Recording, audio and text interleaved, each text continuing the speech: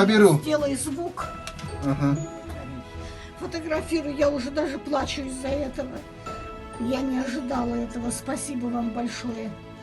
Дети, дай Бог вам здоровья, семейного благополучия вам, карьерного роста, Спасибо. крепкого здоровья,